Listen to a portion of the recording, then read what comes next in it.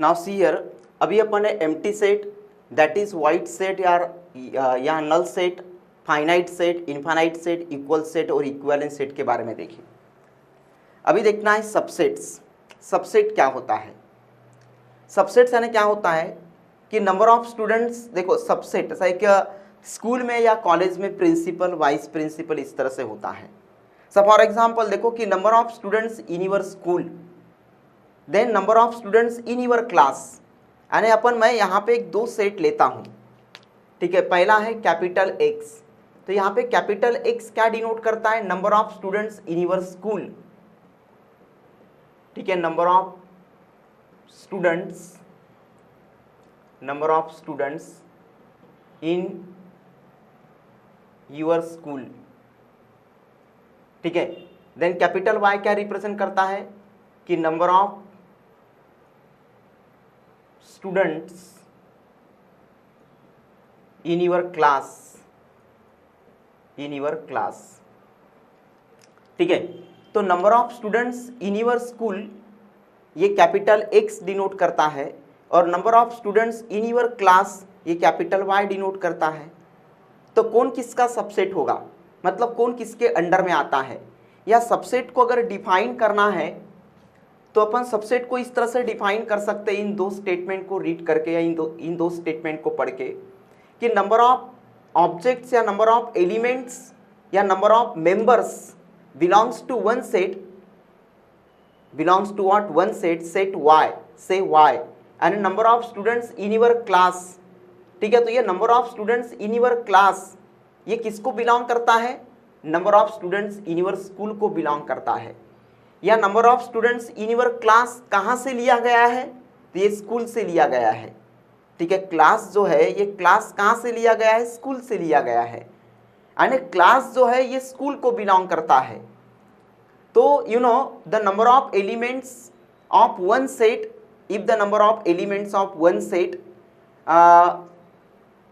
is an element of another set is also an element of another set, यानी एक set के element अगर another set को completely अगर बिलोंग करते हैं, say the set of elements of one set या the elements of one set, if the elements of one set, all elements of one set say if they belongs to another set completely, then you know the one set is called as the subset of another set।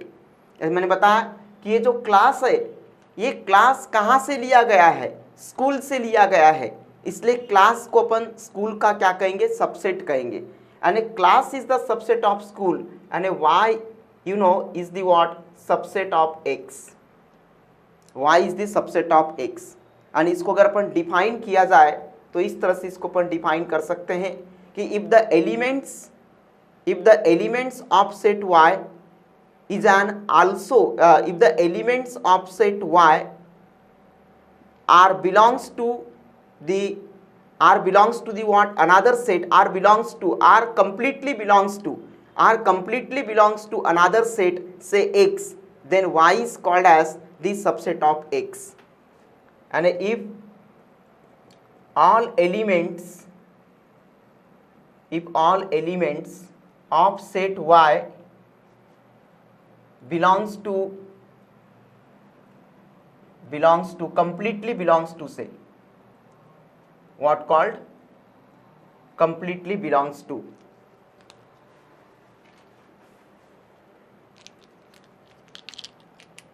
okay, completely belongs to another set, then only another set, say x, ठीक है।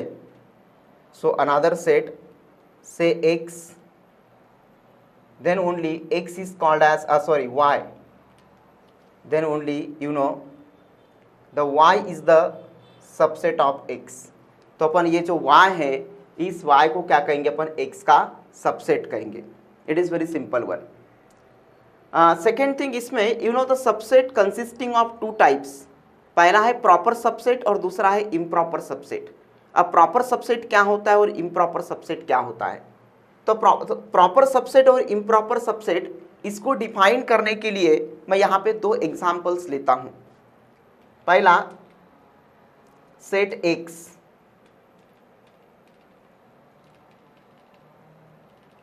और दूसरा set Y, और तीसरा set Z.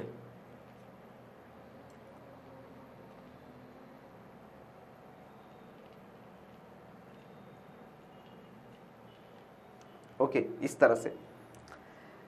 अब देखो यहाँ पे मैंने तीन सेट्स लिया है। Set X in which contain the 7 elements here, set Y में 3 एलिमेंट्स कंटेंट है, और सेट जेड में अगेन 7 एलिमेंट्स कंटेंट है। अब देखो सेट एक्स और सेट वाई को अगर अपन ने ऑब्जर्व किए, तो सेट एक्स और सेट वाई को अगर अपन ने ऑब्जर्व किए तो इन दो सेट से क्या कंक्लूजन मिलता है? तो सेट वाई में ये जो एलिमेंट्स कंटेंट है they are completely belongs to, are they are completely taken from where, from set x.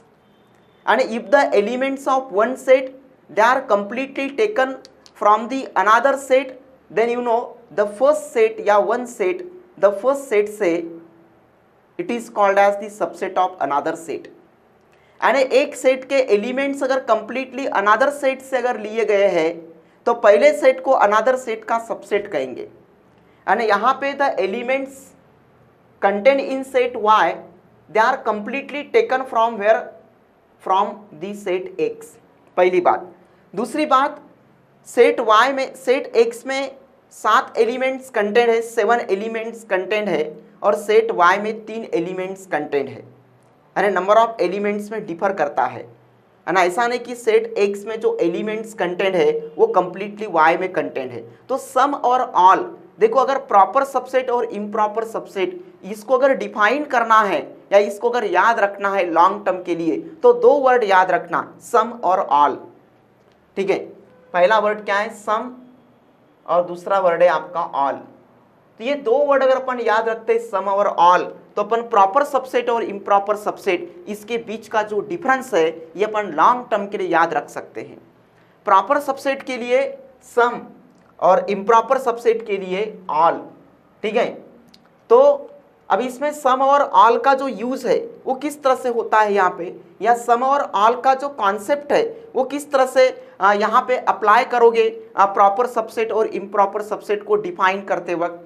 तो सम का मतलब ये होता है कि देखो सेट एक्स के कुछ एलिमेंट्स वाई में कंटेंट है।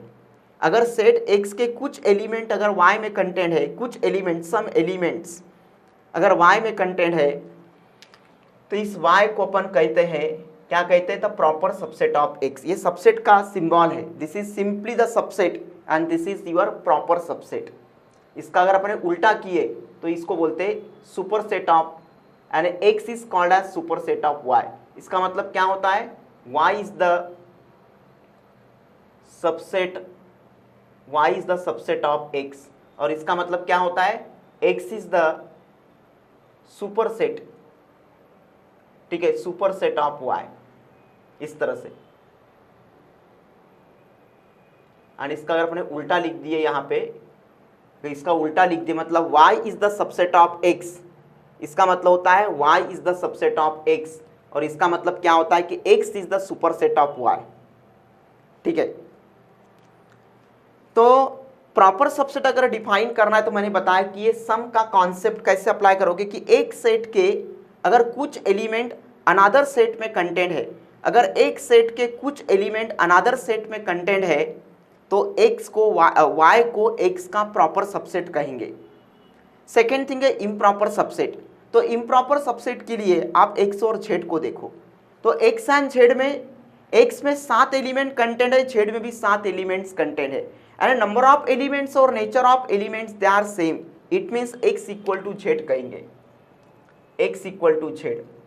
तो ये x इक्वल टू z कहेंगे, तो x इक्वल टू z में यानी ये दोनों सेट्स इक्वल है। अभी अपन ने इक्वल सेट्स का डेफिनेशन देखे, क्या देखे कि नेचर ऑफ एलिमेंट्स और नंबर ऑफ एलिमेंट्स सेम होना चाहिए। तो यहाँ पे नेचर ऑफ एलिमेंट्स और नंबर ऑफ एलिमेंट्स सेम है, इसीलिए अपन x और z को क्या कहेंगे, इक्वल सेट्स कहेंगे, right, they are the what, equal sets.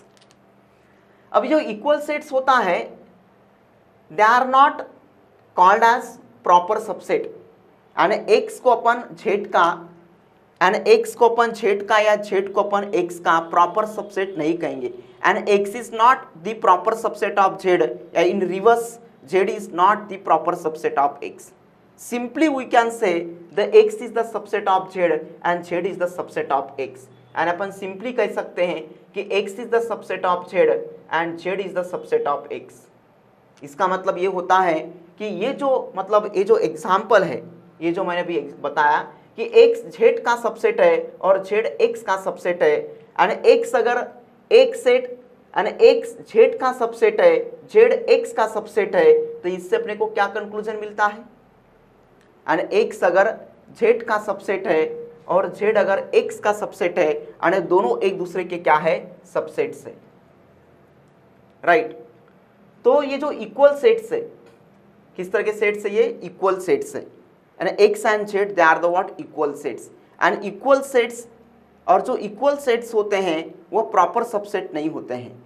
तो इक्वल सेट, यहाँ पे दो पॉइंट्स मिलते हैं, यहाँ से आपको दो कंक्लूजन मिलते हैं। पहला कि equal sets they are not the proper subset of one another, और दूसरा पॉइंट ये मिलता है, दूसरा पॉइंट ये है, यहाँ पे लिखते हैं कि proper you know the equal sets, equal sets are not proper subset of one another, ठीक है, ऑफ वन अनदर। यानी जो इक्वल सेट्स होते हैं, ये इक्वल सेट्स एक दूसरे के प्रॉपर सबसेट नहीं होते हैं। और सेकेंड थिंग ये है कि जो इक्वल सेट्स है ये खुद का सबसेट होता है, या कोई भी सेट, ऐसा मान लो कोई x इक्वल टू जेड है, तो कोई भी सेट खुद का सबसेट होगा। तो अपन कहेंगे कि x जो है वो z का सबसेट है और z जो है वो x का सबसेट है। एंड यहाँ से एक अनदर पॉइंट मिलता है कि मैंने लिखा कि x is the subset of z या z is the subset of x, तो इसका मतलब क्या है कि x z का सबसेट है या z x का सबसेट है, तो इसका मतलब ये हुआ कि कोई भी सेट खुद का सबसेट होता है।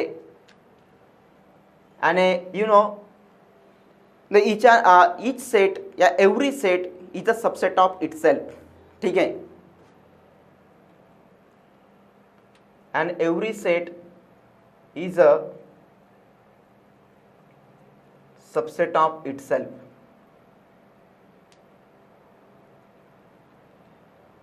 ठीक है, एंड हर एक सेट खुद का क्या होता है, सबसेट होता है, and every set is a subset of itself, ठीक है। तो ये दो कॉन्सेप्ट है।